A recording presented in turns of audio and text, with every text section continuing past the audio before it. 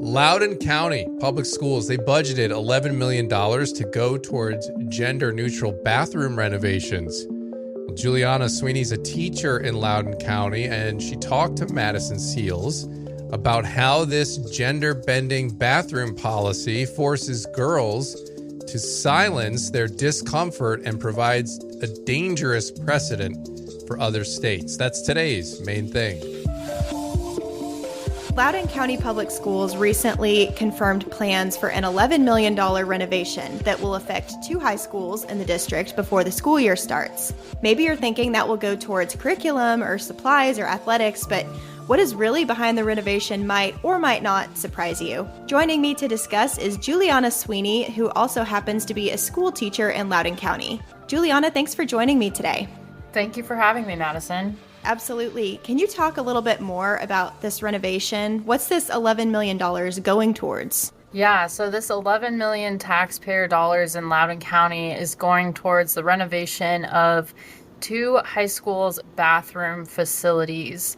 So these bathrooms are replacing gender-specific, or in other words, separate men's and women's bathrooms, and LCPS is opting for gender-neutral spaces. I'll talk a little bit about the bathroom itself, but basically all of the students will share these bathrooms that have a shared sink corridor, and then they have floor-to-ceiling bathroom stalls that are supposed to be private.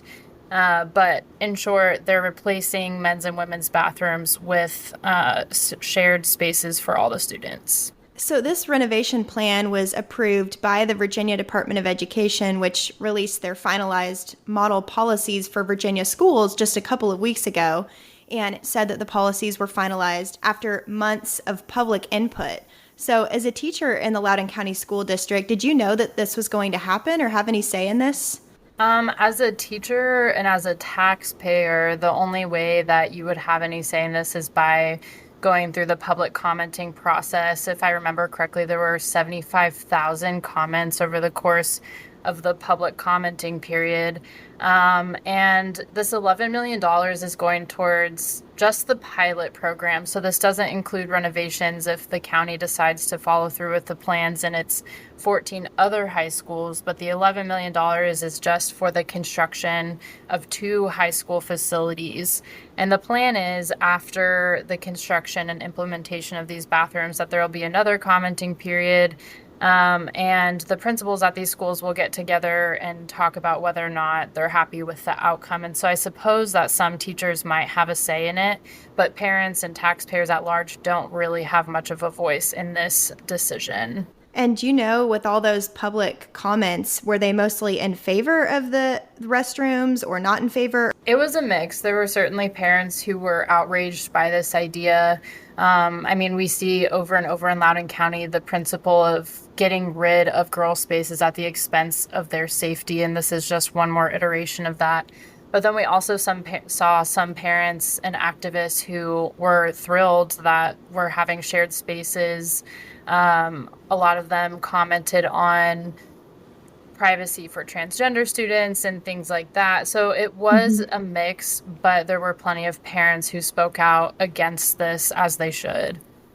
So before we get into some of the dangers or concerns with this renovation, let's talk a little bit more about logistics. How would these new restrooms be set up? You mentioned the floor-to-ceiling stalls. Is there anything else that kind of stands out about what would be different?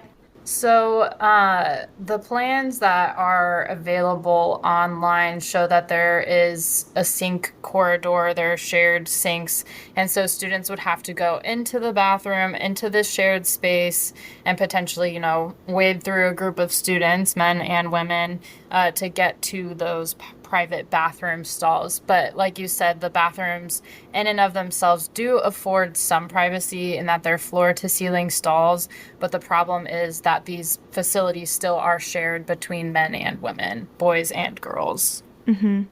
You wrote an article for Fox News Opinion about this topic where you said that the eradication of women's privacy is no longer theoretical and that student safety is at risk. One of the obvious concerns that comes to my mind is the potential embarrassment for girls who would have to deal with their monthly menstrual cycle right next to their male classmates. But the issue really goes beyond insecurity because these new stalls could be a safety threat too. And one of the interesting things that you point out in your article is the purpose behind the partition stalls, which is what most restrooms that we're familiar with have today versus the floor-to-ceiling stalls that are in this plan. So can you talk about why bathroom stalls were created that way in the first place? Yeah, absolutely. Some of the pushback that I have received is that European countries have a similar setup in some spaces that are the floor to ceiling stalls. But in the United States, we have this tradition of partition stalls. I'm guessing part of it is to save materials, but even more important than that is it's a safety measure in case somebody has some type of emergency behind that door. You know, there's that space underneath the door in case a medical person needs to get in. And then also with the floor to ceiling stalls, we won't know if a student is having a medical emergency. And then even on top of that, Loudoun County, unfortunately, and really sadly, is already making a reputation for itself for sexual abuse amongst the student population. And I think that's only going to increase with these supposedly more private stalls. If the door can be locked and there's no space underneath the doors or underneath the stalls, abuse will increase. And you mentioned how girls have to go through, the embarrassment of menstrual cycles, and even just going to the bathroom is difficult for a lot of women. But just a couple weeks ago, I was talking to a high school senior. It happens to be a male student, but he talked about how he doesn't even go to the bathrooms at school anymore. He just waits until the end of the day. And he's, one of the older students, and he's a guy, and he doesn't even like using the bathrooms at school because of these problems. Not even sexual assault, but also drug abuse, which is rampant in the DC metro area. Yeah, those are all important things to consider. And I think, we don't think about the logistical side of the partition stalls versus floor to ceiling stalls, but it does create a lot of safety concerns and less accountability. But aside from some of the obvious concerns around the invasion of privacy for women and girls, there's some who would say that problems gender neutral bathrooms would solve far outweigh any serious concerns for women and girls. So what are your thoughts? Do you think this renovation and ones like it would solve any problems for trans students? The irony of all of this is that LCPS in their policy proposal acknowledged the problems that we're having in the DC metro area.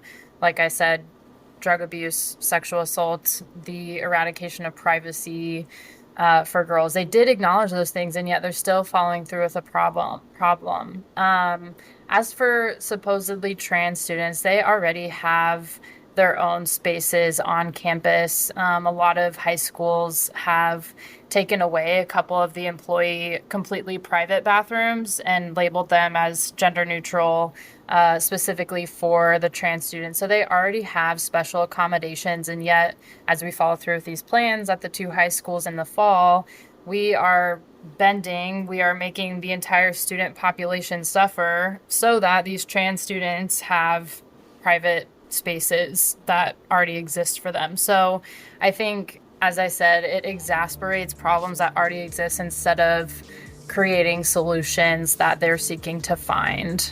Well, Juliana, thank you for bringing this story to light and also for your service as a teacher as well. Thank you. I appreciate it.